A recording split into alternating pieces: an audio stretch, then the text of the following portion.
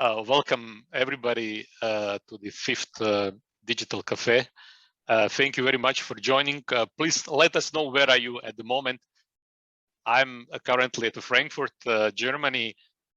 Very warm Frankfurt. It's almost 30 degrees. So it just jumped. The temperature just jumped, overnight. And yeah, finally, let's say we have a nicer weather.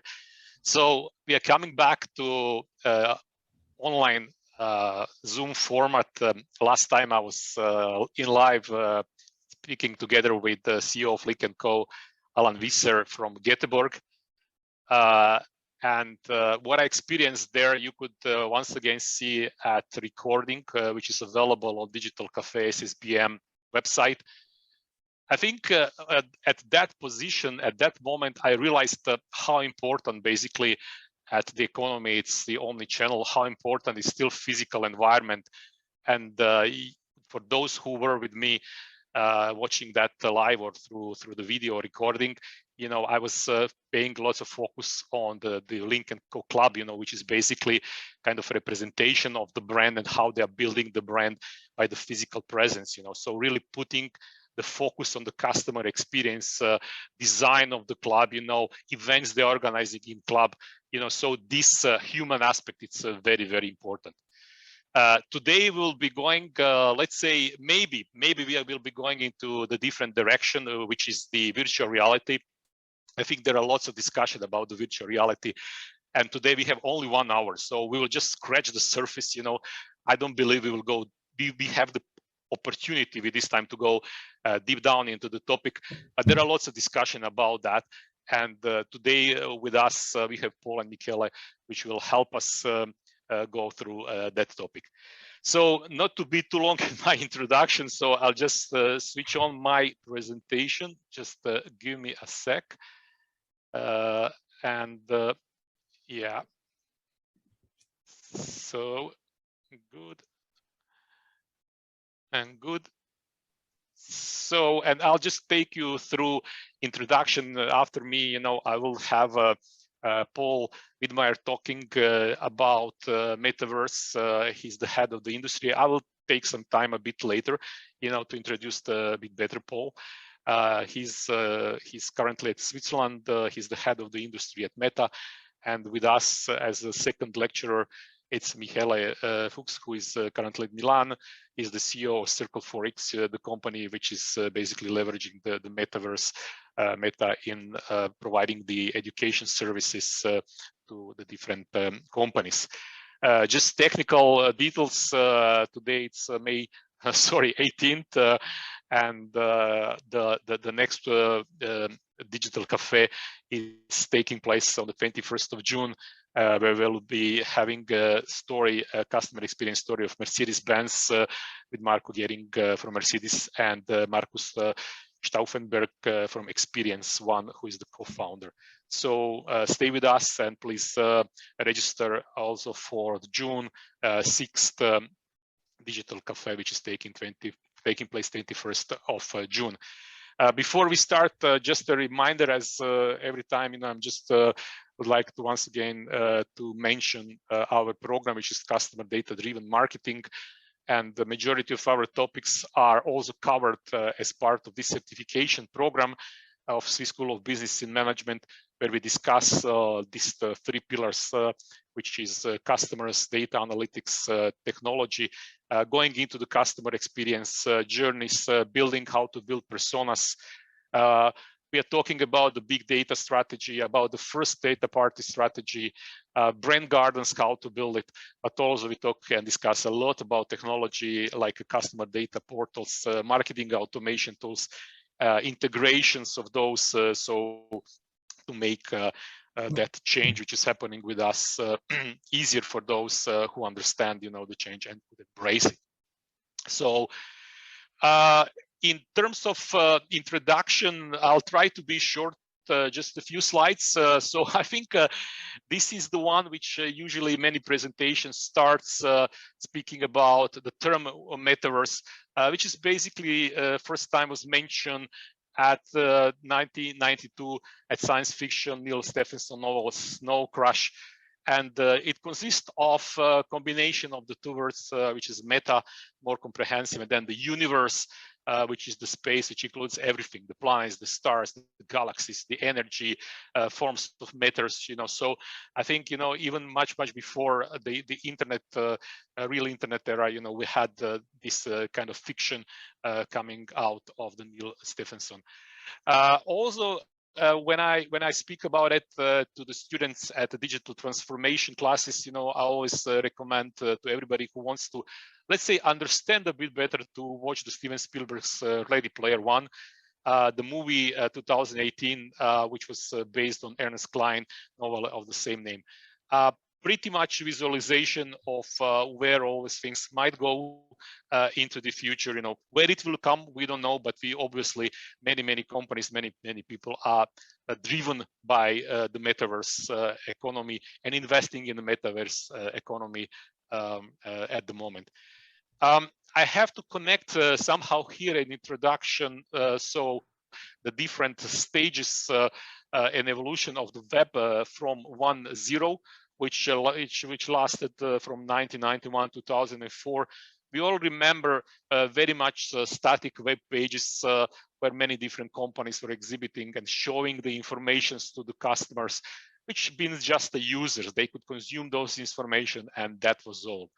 And then with the time and the Web 2.0, which starts basically at 2004, we first time found out about the word platform.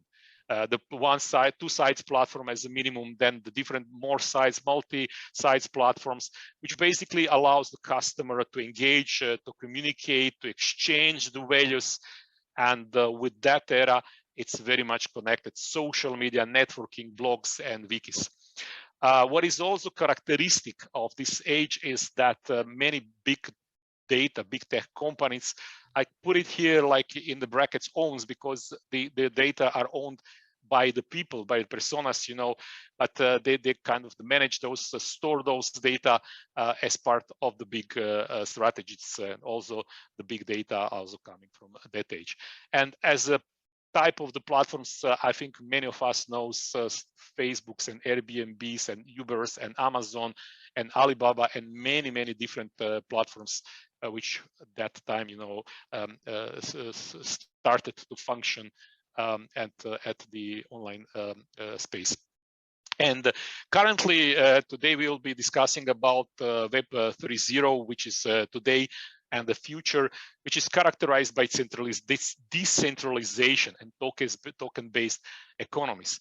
Use the kind of technology like a blockchain.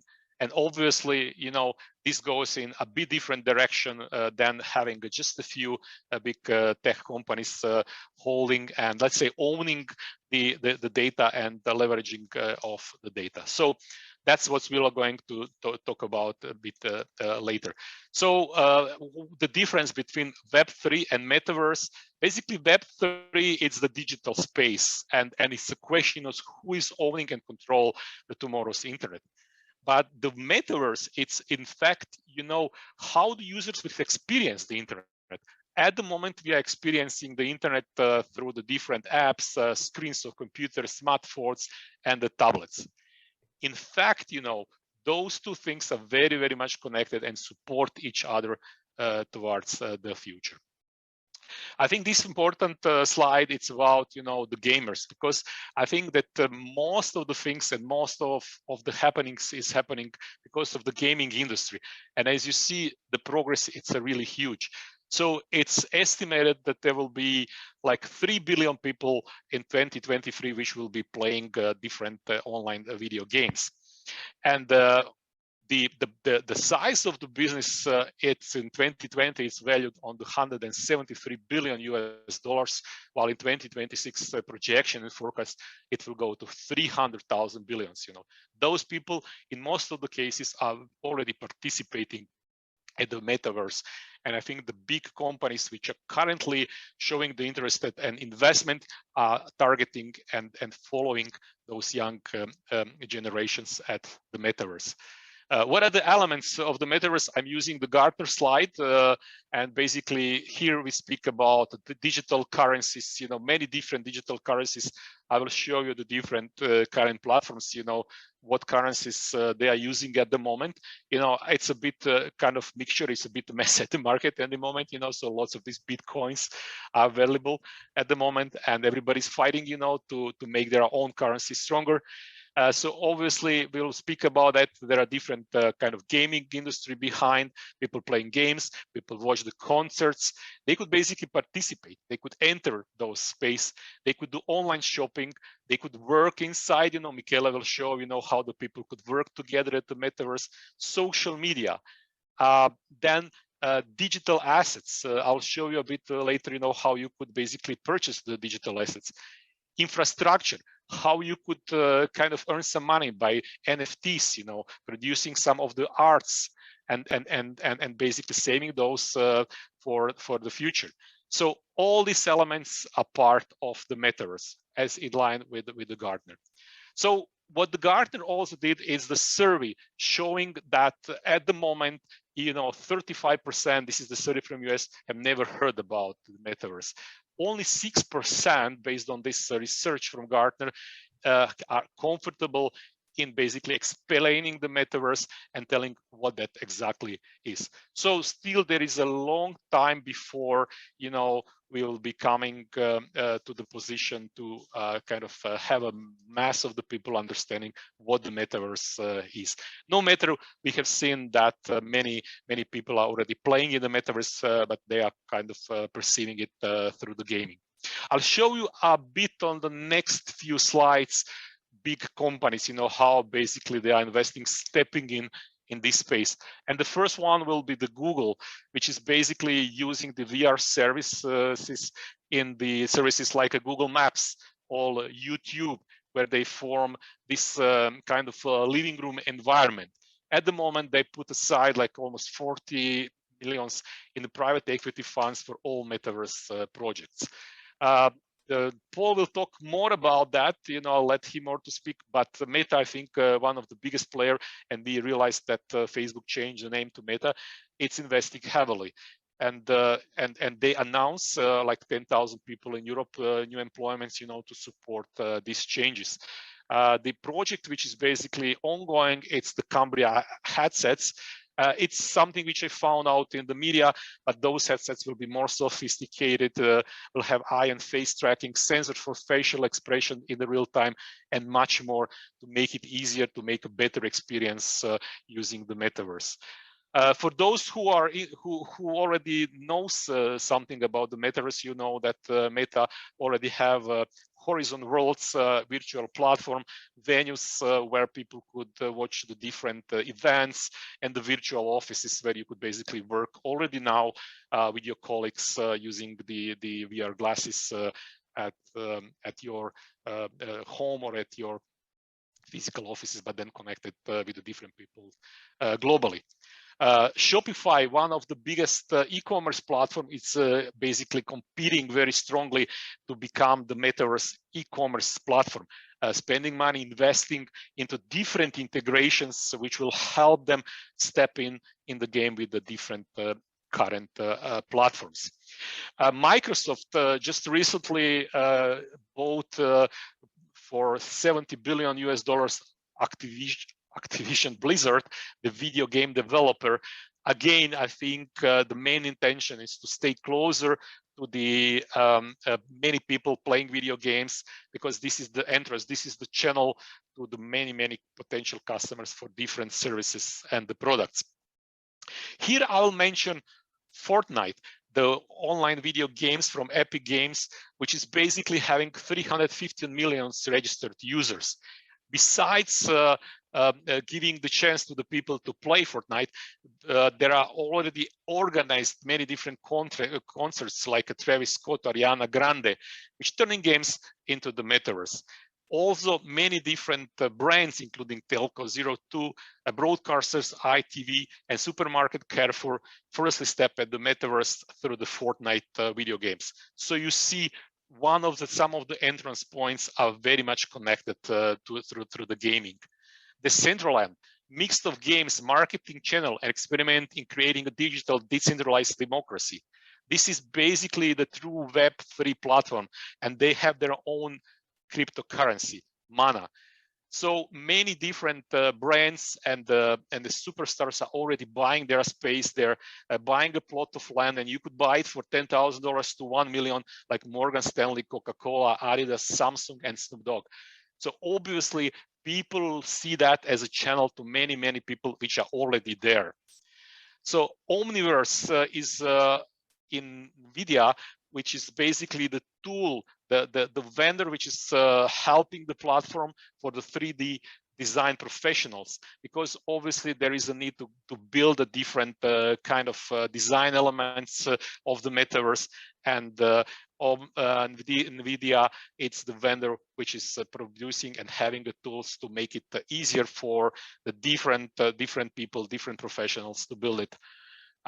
So I'm just giving you the example of BMW, which NVIDIA, they build a virtual world to demonstrate how is the future factories, and everything is in the virtual world. So basically, even before stepping in, even before designing the factory with the simulations, the companies will be able to understand how the process works and how to improve it even before the time of hitting it on. Roblox, gaming platform, 50 million users, similar things, so companies like Nike, Forever 21, Gucci, NASCAR, Ralph Lauren, Vans are already there, trying to put their place, buy the land, buy the position. For example, in the video games, if you choose a Nike, dress or the shoes or something like that, you could already kind of have your own character avatar wearing some of these brands elements. Sandbox, pretty much the similar, so again, video games, 2018 moved to Ethereum blockchain, sand currency, again, buying the land, owners like HCBS, Warner Music, PwC, Paris Hilton. So I just put these examples, to give you the chance to understand how many companies are already investing and putting the position and making the position to attract and engage with some of the already customers of the video games, which are basically already there. So I try to be short. As I said, we could talk for hours about that, but I just wanted to give you the impression what is happening at the moment at this space. And now my time is turned to my first guest today. My first guest, it's Paul Widmeyer from Meta. So hello, Paul. Hello, Damir. Thank you for inviting me here to this occasion. And hello, everyone who's listening, and glad to be with you today. So if you allow me, I will present you very shortly before we start. So Paul have quite extensive career at the digital, at the business world in globally, even globally. He was working for Swarovski as Vice President Marketing and Global Product Management for the luxury goods, Havas Media Agency, Senior Vice President for Global Business Development. He was the one who hired one of my previous employers, Hyundai and Kia, for the EMEA contract media with Havas. And currently, Paul, it's at Meta. He's the head of the industry. So, Paul, how exciting is to work for Meta these days? We see lots of changes happening around. Yeah, no. Look, for me, it's absolutely exciting. It's definitely like my best experience for the company. And I think it comes down to, on one side, being in a company that just constantly changing, reinventing itself, and just being so close and innovative in technology. That doesn't only come with excitement, comes with responsibility as well. But for me, that's really great. And as well, internally, we have very much of a people-first culture, where it's about empathy and feeling safe in what you do, and that really enables everyone to perform at their best. So for me, I definitely enjoy my experience and can encourage everyone here of the students to explore our career opportunities as fits. How is with, let's say, traditional, I'm calling them traditional customers, so I know there are lots of gamers around us. They are kind of used to wear the goggles, but do you have any research and telling us, so when some, let's say, ordinary person like me, it's experiencing first time the goggles and the metaverse, how do they react? Is that positive? Is like, how do people are reacting to that? Yeah, I like the question. So I myself have obviously a Quest 2, a headset from us at home. And I really like to show it to people who visit us. So recently I had my father-in-law visiting for a while. He lives in South America. He's 75. And for him, this was, so far just like something he didn't understand or believe in. But he tried. I basically gave him a bit first, a little gaming experience with Beat Saber. Then he went to Horizon Venues with me, and with his Latin side, he immediately started talking with the people who were there, having a chat, and really enjoyed it and looked some of the live concerts. And he closed it and he said, now I really understand what the future will look like. So that's not an atypical response to someone trying it. I think definitely VR headsets, and I'll talk a bit to it. I don't want to confuse VR and VR headsets with metaverse. The metaverse is much more and a much broader vision, and kind of the next generation of internet platforms. So it's not a device, but anyone who wants to test it, yeah, check out, if there are stores around you, some people and friends who have it. It's interesting, but here we're talking not about a mass adoption yet. I think that's important to know as well. It a bit depends on your interests, and fitness is a big one. A lot of people use this for their fitness apps with, virtual instructors, but we'll come to it. I definitely think that, as the use cases grow, these headsets will get even more attractive, even more wearable, with even more features, and we'll see many, many more people using them in the future. Thank you very much. We have lots of students at this call. I mean, Meta announced this 10,000 people working in Europe. How is to work for Meta, and what kind of characteristic, capabilities, Meta is looking when they're hiring the people? Is it, what's the most important for the Meta? Yeah, I think definitely there's obviously different roles you apply to, engineering or business roles. So I think here, because we're in a business school, it's more some of the maybe functions on our business side, in sales, etc. To give you the one characteristic I always look at in my interviewing loops is really self-starters. So while we're a big company, we very much still have an entrepreneurial spirit, and we look at people who kind of, roll their arms up and can get a lot of things done on their own. And people who work and thrive at Meta like the freedom, like not to be told what to do and how to do it, but basically just come and drive impact in their specific areas. Excellent, excellent, and congratulations for all developments, and this, moves, because I think this is again changing the digital industry as we know so far. I have one question, which is the project Cambria.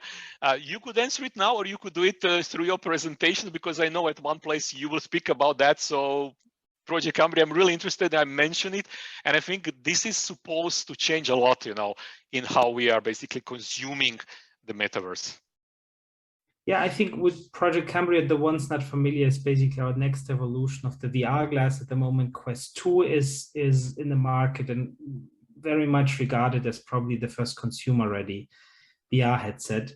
Cambria will have on top pass-through technology, which means that the cameras outside of the device will basically give you an image of how your world around you looks inside. So for the first time, enabling mixed reality experience, that you still see your room, for example, but could project something on the wall.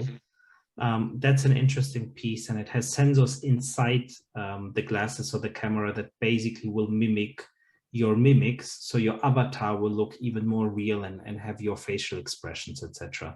So these are some of the exciting technologies that it will have, and probably it will launch somewhere later this year. I cannot give an exact date, etc. Okay, super. I'm the volunteer if you need somebody to try it on. I think Michele will also immediately raise the hand to see how this works. I think it will be super cool. in innovation coming from Meta, and I'm sure it will also mean a lot for the new users of the metaverse and different products. So Paul, if this floor is yours, you could switch on your presentation. I'll go on a mute, so please go on. And I would invite all the people to raise the questions. Q&A is open. We'll try to answer as many of your questions as always. So Paul, I'm letting you to run the show. Thank you. Brilliant. I think you can all see the screen, I would assume. Am I projecting them, yeah? Yes, everything is okay. All right, excellent. So yes, as I would like to talk about kind of the metaverse, a very hot topic these days, and definitely the main change from Facebook to Meta, I would believe in a humble way contributed to some of the hype that is going on at the moment. And as I said, I think important for me upfront, the metaverse is not VR and not a headset. The metaverse is much more, and I'll try to talk about what it is now. And I believe in the current debate is overestimating the short-term impact and opportunities of the metaverse and underestimating massively what type of disruption in the next 10 years, in the next decade, is ahead of us because of these emerging technologies. So I think the introduction we already did, so I'll skip that part. There's three things I'd like to talk to you about. Is one thing getting a bit clearer what we believe the metaverse is and how our vision for it is. So I think that helps a bit to frame the debate, contextualize it. Then as well, what we as Meta are doing to build for the metaverse, and important to say, we're not building the metaverse, there's no company is building the internet, we're just contributing to the next evolution of the internet.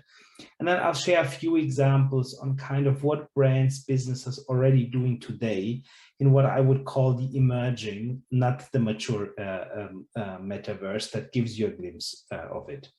So this is what I would propose. We definitely think the metaverse is the next evolution of the internet. It's the third big wave. I'll talk a bit more about it right now. And we believe that the defining quality of it is this feeling of presence. So unlike the 2D web as today, the web 2.0, we're all connected through either a mobile device or a desktop device, and we experience this in a 2D way. We're still looking at the internet. We believe that actually the next evolution of the internet will give you this feeling of diving into it, immersing yourself, of giving you that feeling of presence. And real-time 3D will be one of the key technologies around that. So I talked about the evolution, and Damir, you alluded to it in some ways. Basically, you can broadly think of the evolution of the internet in three big waves. The first one was in the 90s. You're probably too young to remember, but there was a lot of talk about the internet in the 90s, World Wide Web, as this information highway. So it was companies very much thought about how do I build a website and what information do I put forward for people who visit my website. It was one way, but it was a revolution because everyone from everywhere pretty much could access the same information, and all of us had a huge level of information. Out of this, search engines came, etc., etc. People at that time still connected with modems sometimes. Latency was low. Then the second big wave really came in a way. 3G was an enabling technology in mobile phones, specifically the iPhone and smartphones in general, who just put the web from text-based, information-based to social. Airbnb, Facebook, other platforms came out of this WhatsApp, obviously. And it really made it mobile, because with 3G, you could all of a sudden look at images online, post, share, etc., etc., moved away from text-based. Today, we're at the end or the final stage of this. It all moved to video, 4G enabled that, and other platforms. And really, as kind of today onwards, we believe that the metaverse, with this feeling of presence, we're kicking in and at the early stage of this third big wave. So yeah, I think important as well, maybe the last thought on this one is, as we talk about metaverse, VR experiences, as you look at some example, think of it in a way that maybe some of you remember the Blackberries, that email-enabled smartphones. Basically, you could type and do text really well with them, send emails back and forth, SMS, but no one could really imagine how a banking experience, maybe some of you, someone like Revolut in Switzerland, Credit Suisse, CSX, mobile banking, how basically some of the traditional banks have reimagined a banking experience away from the branch on a mobile device. And no one could imagine at the BlackBerry how that would look like. Similarly, I think today we cannot really grasp and fully imagine what the possibilities of the metaverse in 10 years will be if you just have an XI experience, even with the best app and the best device. So think of it a bit in these terms. But still, there's a lot of things that kind of give confidence not only to us as a company with the name change, a lot of investments, but to a really large part of the industry that we've passed the tipping point, not with necessarily technologies that have full mass adoption, but with technologies that are almost consumer ready or soon consumer ready. And all of this will soon fit like a puzzle into enable what the metaverse will be capable of in the next decade. Computer vision AI is very important. So I mentioned VR glasses, what's important there, the spatial AI, that the cameras read the space around you as you move that fast, compute it fast enough to give you a precise image of that. Some of it, by the way, is developed as well in Switzerland, as you're all studying at the Swiss Business School, or also being global. Latency is an important part, so 5G will be important, 6G later on in 10 years probably, if you really want to walk around with your mixed reality glasses and have the computing power to show you all of this information from holograms, avatars, etc. Quality improved and economics improved. The headset, the Quest costs in Switzerland 400 Swiss francs. I believe in the US it's $300 US. Don't quote me. I just know the Swiss price by heart. So you see, obviously, definitely not for everyone affordable, but we're still talking about, compared to a mobile phone, quite accessible price points. Furthermore, this is a study from Deloitte in Germany done in April. So I was quite surprised to see that high numbers. And I don't know exactly who the sample group was. So that's information I don't have. I'm probably sure it's not the whole sample population, but maybe just adults. But still surprised to see how consumers, 40% of them already are familiar with the term metaverse and want to immerse, take part, explore. Almost half can imagine buying a VR set, and almost 60% can imagine using avatars in these online and virtual and metaverse experience. So you can see that, the recent debate put metaverse front and center in the thoughts of many people. Many people have a rough idea and are curious to immerse. So I think consumer pull is much bigger now, and obviously a whole ecosystem. Damir talked about it. And you see there's many players, and I want to maybe just call out a few things. So Citibank, some investors believe that in 15 years, the whole metaverse economy will be $13 trillion US. As in comparison, the US is roughly at 20 trillion, if I'm not quoted right, so huge. Some people even say the metaverse economy in the next 1 or 2 decades can be bigger than the real economy. Bloomberg estimates that within 2 years, it's already 800 billion of value through gaming, but through a lot of other use cases as well. And maybe some of the companies that are newer to the stock market, like Roblox, like Unity, at peak before the recent market softening or crash, however you want to call it, were valued at 30 to 40 billion US dollars. So just shows you that as well the international investor community sees this space as an important and interesting space. I'm jumping now what we as Meta, or how we as Meta want to contribute. So we talked about the interfaces, we talked about the hardware. Damir asked me about Project Cambria. And as well, we already have Ray-Ban glasses on the market in the US and other markets, where basically there's a built-in camera and microphone where you can basically tell your Ray-Bans to take videos of you from an eye perspective, so not holding a camera anymore.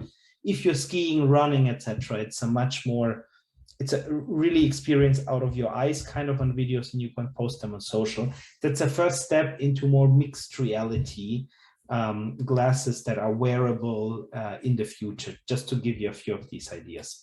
Experiences, I'll talk a bit more about what that's really our Horizon suite of products that Damir showed, but as well enablement. We will not and cannot and don't want to build these experiences in the metaverse alone. So here it's really about our presence platform that helps a lot of developers use some of these tools and develop their own apps, worlds, etc., that then attract users and give value to users in any type of use case. Might be a sports app, might be a virtual showroom, might be an education series, etc. But basically that it helps developers create VR experiences. And yeah, interoperability that and infrastructure are the other pieces on it. I'll talk quickly to Horizon Worlds.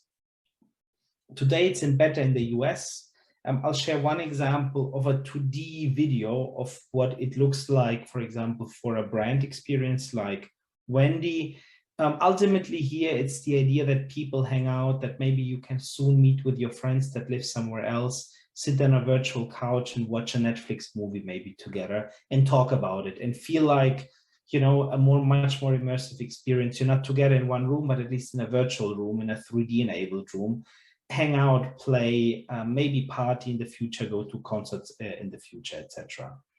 Horizon venues, this is more of kind of event experience.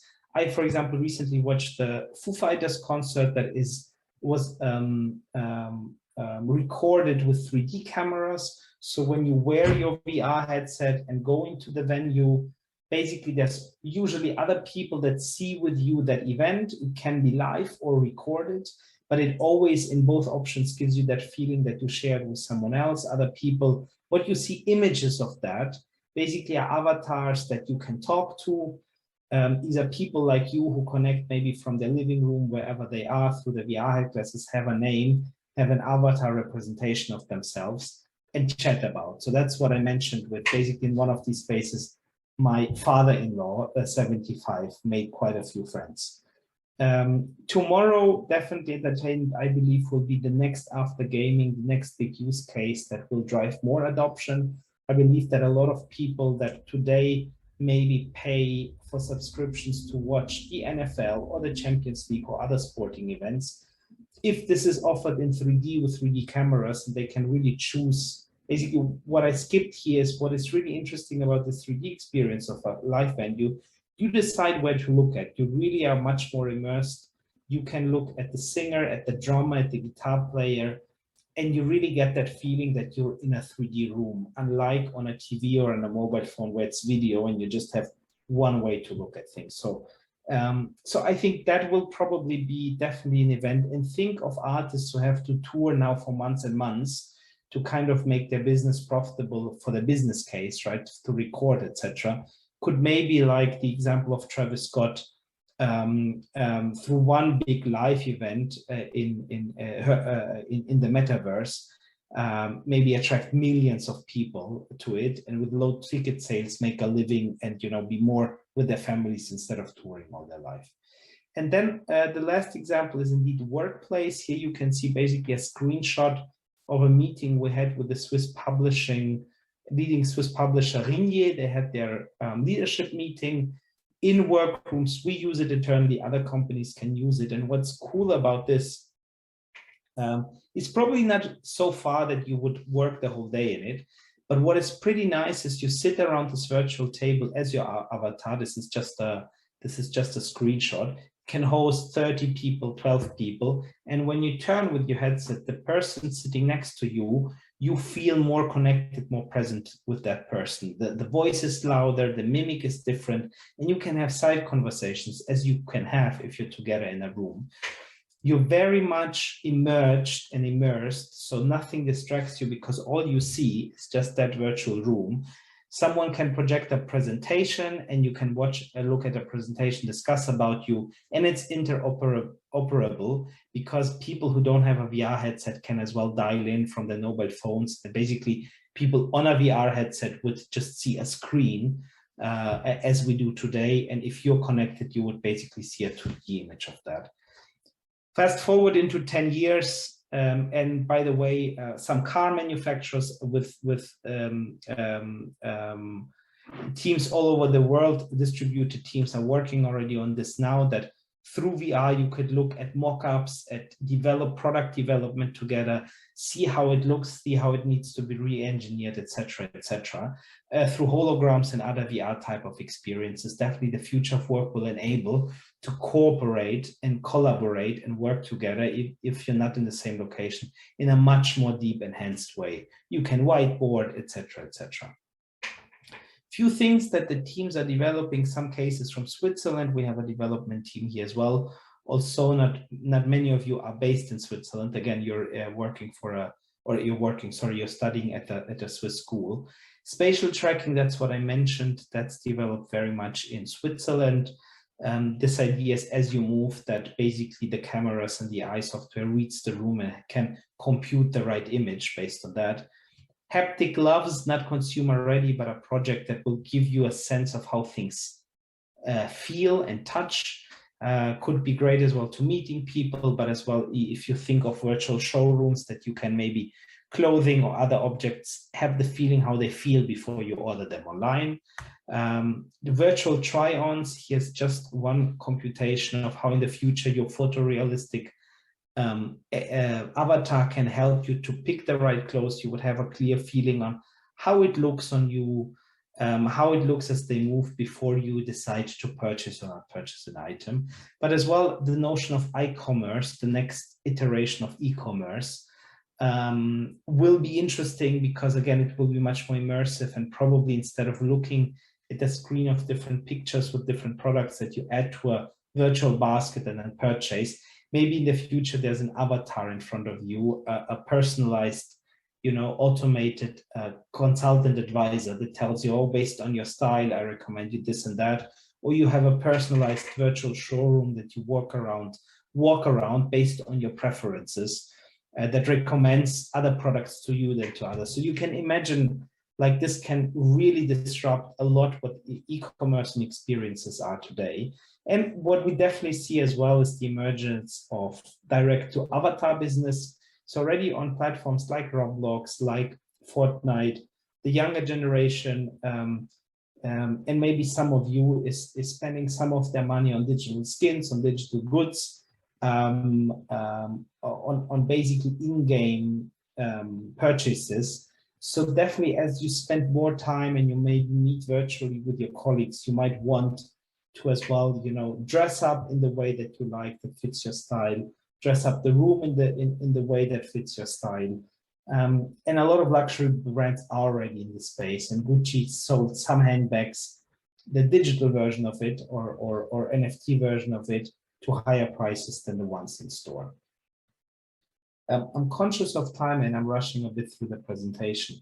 The last one is kind of what are companies doing already today. I have here an example, I'll put the sound off, from Nestle in the US, who basically during the pandemic saw that it was impossible for the new hires and the sales teams to go for a factory visit, that's mandatory, to experience basically a production line, to understand how the products are done, is an important step of an onboarding process. So they virtualized all of this, created a virtual experience that every employee now is going through.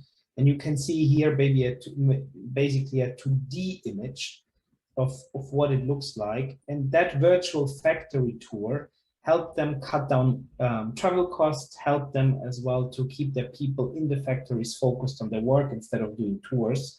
And actually worked really well because people came out of it just as knowledgeable, but skipping the long hours and travels to the factories. Another example, again, I have a few Swiss examples because of the location of your business school. That's already a product that's kind of in alpha. I show it because that's a campaign running now for a furniture company in Switzerland, Mikasa. You saw basically products in their feed. When they click on it, they can basically have a 3D AR enabled version of that. So it enhances your shopping experience, it enhances your product discovery. And if done well, it might help you with the decision making if that's the right item for you to purchase or not. And obviously for an advertiser, for a brand, it's great because it helps them with more immersion, ultimately drive conversion rates. Another example, some of you might have seen this Ray-Ban who has this virtual try-ons, where you can basically check based on the picture you upload how a certain how certain glasses and sunglasses look on you. So that's possible already today. I'll share an example as well of the Vendiverse. Vendi is quite active in the space. They have built now experiences with Horizon and others. This is a 2D image of it. Again, if you were in a 3D version of it, it would feel much more immersive. All these people are connected as avatars there. And basically you see there's a few games that you can throw hamburgers into the basket. You can get points, you hang out in this world, you meet other people. So it's very much of a gamification application, but if you think of it, they actually hit the nail of the consumers that are on these platforms, that meet their friends, that hang out, that play, that talk.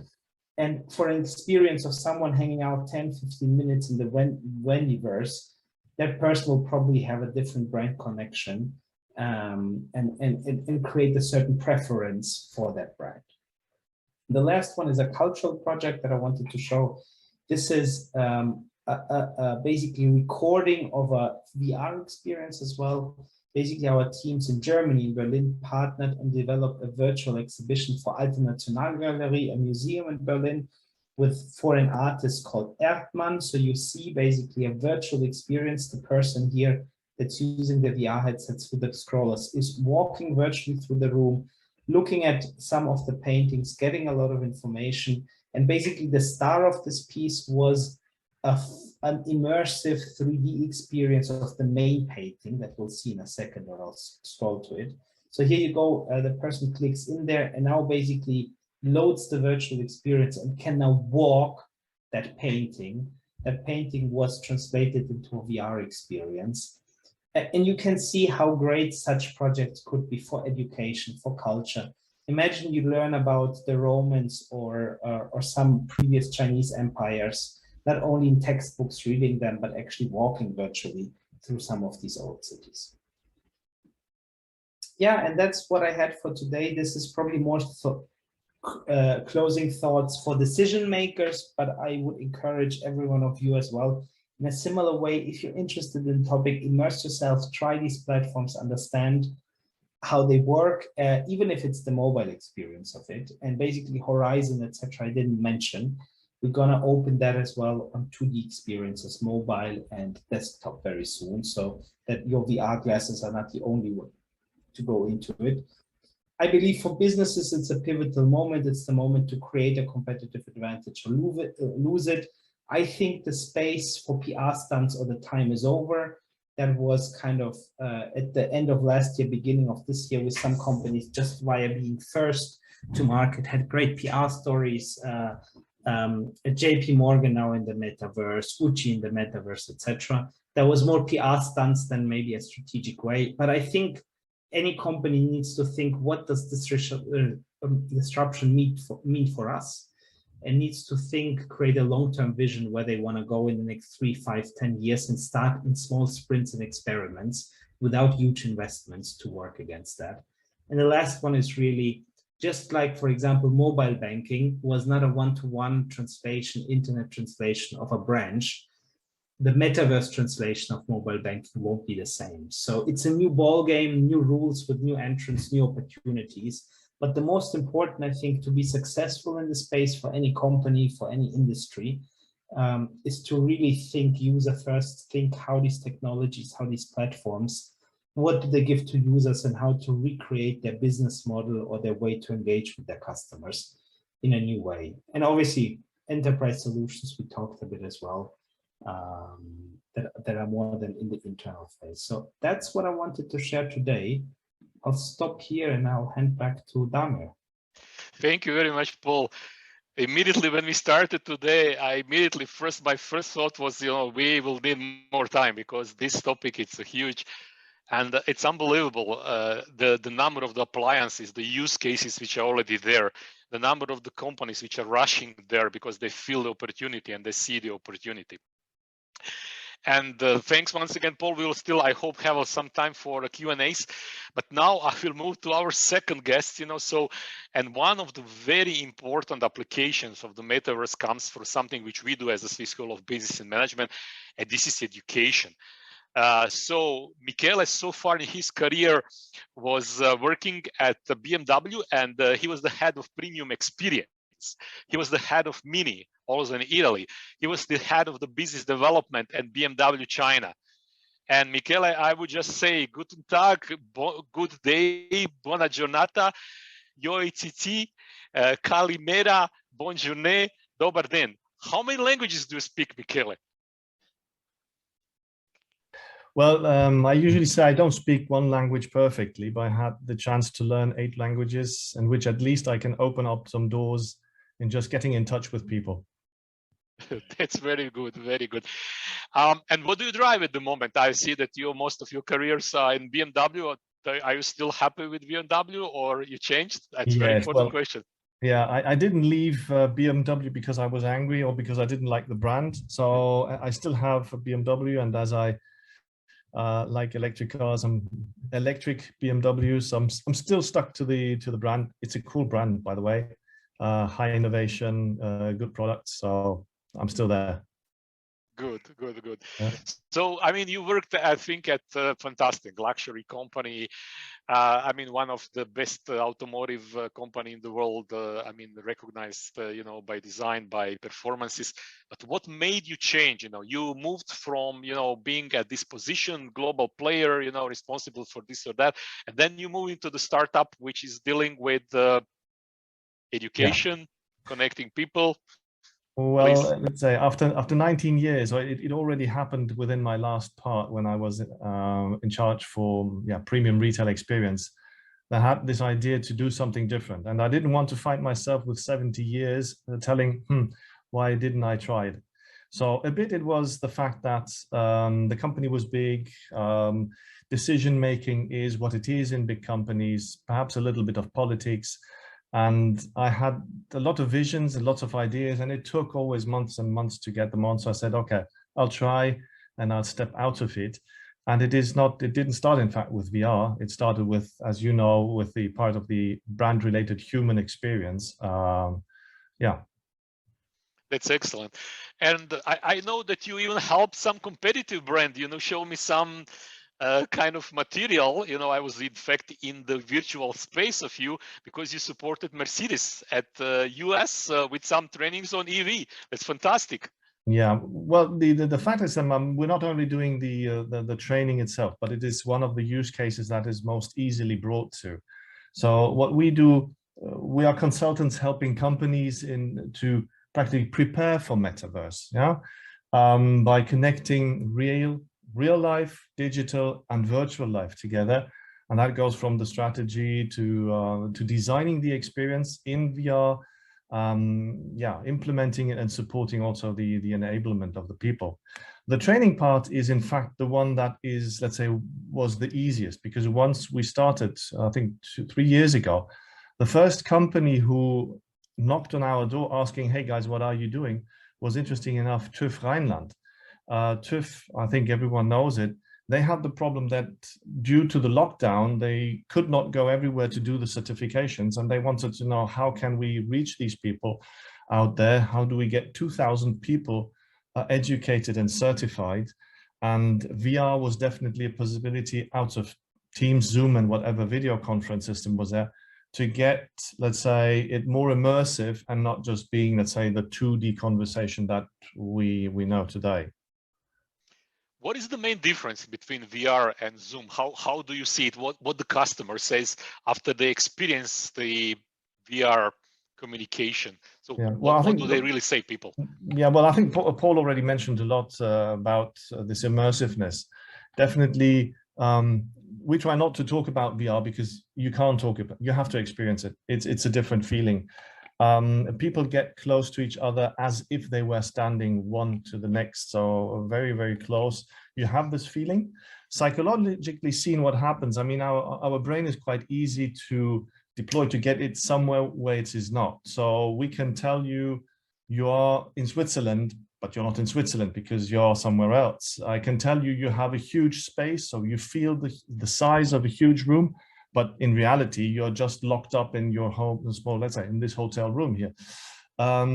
So it does something to your brain. And the same is when you see an avatar that has a photorealistic face of a person that you have met either in there or that you already know, together with the sound, and the sound is excellent in our surroundings, you understand the person and you learn about this person.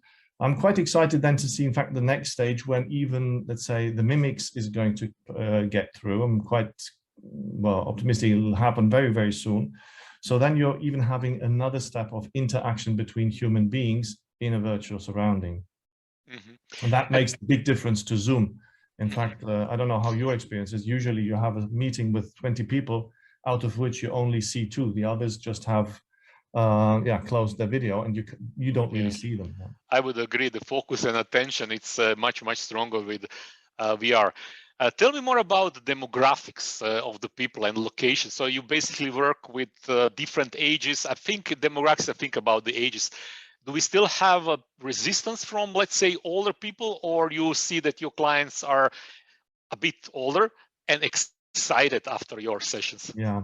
Well, interesting enough, it has nothing to do with the age, to be honest. We do have some clients who are 60 plus, who are highly interested, who are open-minded, and the experience that Paul has with his father-in-law is my mother, the same. She's 80. She loves traveling in VR. And you find people who are 25 and something, and they still skeptic about the medium, about getting in touch. So it has nothing to do with the age. Naturally, let's say the digital educated young people are closer to the topic, but it's a matter of mindset and to open up. Yeah, that's, I think, a bit of a picture. Things are changing. So the more we talk about it, the more people are interested and trying to get in. And then you have this fear of missing out something with those who were skeptic, who say, I might need to go in there because I'm going to lose the train otherwise. So this is also happening, and Meta is definitely doing, let's say, big support in getting people into this topic on the social part. And that also helps on the business to make it more of a topic. Okay, how is with adaptation of technology? Do you see the people are having the dizziness, some health issues, or you see everything it's like going very smoothly? And how long the people could stand focus on, let's say, some of your sessions? Yeah, well, our sessions, we cut down our sessions in sprints, so we never go more than 90 minutes.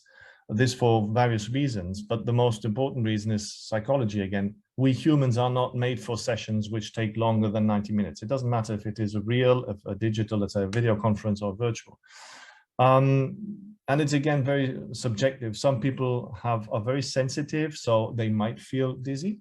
Although I have to say we had about 700 visitors in our environments, and we only had 8 people who left because they could not stay in, out of which one person was pregnant and told us then later that even driving the car was not so easy.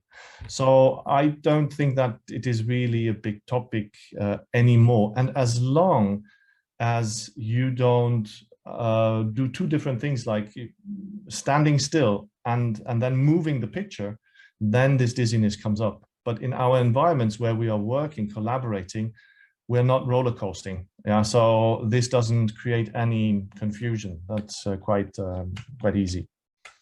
Okay, thank you very much, Michele.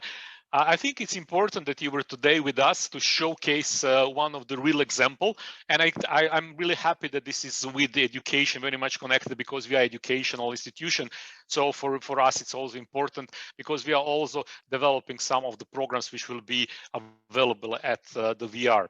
Before we leave, because we have just a few more minutes, Paul, we had one question for you, which is about the quantity of the collected data at Metaverse, and about the analyzing of those data and getting the insights out of that. How will that look at with the Metaverse? Yeah, I saw that, and just to be open, unfortunately, I have to, a call in the 2 minutes, but I'm super happy to take this one. So I think what's important for us, we know that there's a huge shift in the industry and consumer and users' mind privacy and to be very much transparent and in control of the data. That's how we're building a lot of the solutions that we have. Kind of, once you install the headset, you will be asked what and what not of this you will be able to share and not share. And I think that's the kind of key defining quality of any technology for the future, that privacy first mindset when you design it. And when you design these technologies. So I think that's an important part of it. To kind of what is done with data collection, etc. Once there's consents, on our platforms like Facebook, Instagram, obviously our algorithms use all of these signals to personalize feeds and contents for its users. There's an option on Facebook where people can choose to have a chronological feed. No one really wants that because, people want personalization and privacy. We got very much used, and if we watch Netflix or we order something on Amazon, that the recommendation engine recommends something based on our interests and previous behavior. Same principle is on the feed that you have. Your feed looks very different from mine because, right, the algorithm prioritizes pieces that are more interesting to you. Same then how data, once it's with consent shared with us, is used for advertisers, where basically our algorithms know that certain ads products are more relevant to some people than to others, and basically through the auction place that ad versus the other. So you might have noticed as well, if you use social media, that typically the ads that are recommended to you tend to be in areas you're interested in. We talked about cars. If you're in market and considering maybe a purchase of a car, you might see more cars. If you're as a student considering, I don't know, the purchase, going on a short weekend trip somewhere, or the purchase of a laptop that you need, or a certain software that you need, that's the type of stuff that's recommended. Same could be done in the metaverse in the future, but the truth is we're so early in the stage that we don't have a nailed business model. If it's through devices, if it's through apps we're gonna sell in our app store on Facebook, or if it's an advertising-based business, where you could, with consent, again, use some of these signals to have recommended ads to people. So yeah, the short answer of it is, to be honest, how it can be used, etc., is up to a lot of players and us, and how Meta will use it is still a bit open, because we're right now investing into creating great devices and platforms without necessarily having already the game plan how to monetize it in the future. That's still a bit open. Okay, thank you very much, Paul.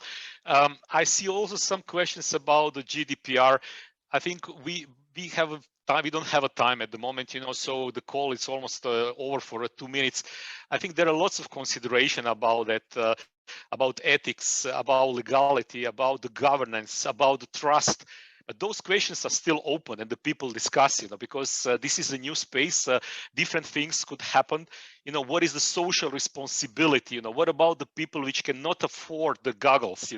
What about the people spending maybe too long time on the VR and then kind of disengaging from the real world? So there are many open questions, and I guess the people are discussing those questions and trying to find the ways, so there is a real strong governance around that, so the people are protected, on different sides, different ways. Yeah, so I'm happy, Damir, if you want just one or two thoughts before we drop off. Okay.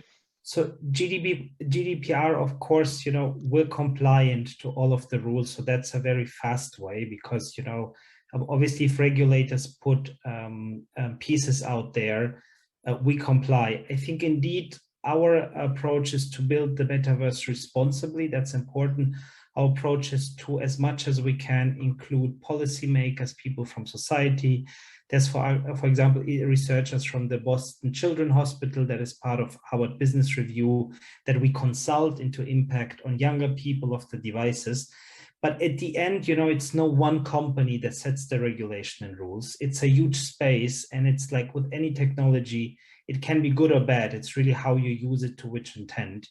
And we're kind of opening up to talk and include as many experts as we can, but a lot of it is social debate. And we believe just that it will be a mix of private and public initiatives that will find the responsible way to deal with this technology, because all of the concerns that you say are real. Yes, there can be misuse. People might use VR experiences for too long and might, if they overuse it, have some bad effects on them. But so is with other media technologies. So I think that's kind of the key of it. How do we find as a society and as important players that we have a responsibility emitter, the right way for it? And there's not one answer. There's not that's the right way to do it as this is built, and will probably go step by step as the internet got regulated step by step and learned, etc. So that's my answer to it. Thank you very much, Paul. Last words, Michele, you want to close on your side, please? No, I think that's absolutely, I do absolutely agree. At the end, let's say every age group or every new generation has to define its way how to interact with each other independently from which tool it's going to use. So, and I think it would be even not too good if it was only one company practically dictating or defining what is good and bad in its environment. So it is the society that has to define how to behave and what is good and bad. So I absolutely think there needs to be a social discussion in it. Thank you very much, Paul. Thank you very much, Michele. I will just close the call. So thank you very much for everybody for joining. Miro, thanks for your help on the SSBM side. Next Digital Cafe, 21st of June, if I didn't miss the date, because I'm constantly missing the dates, look at the websites, Digital Cafe at SSBM. Enjoy your day, summer is back, and see you at June. All the best to everybody. Bye. Thank you.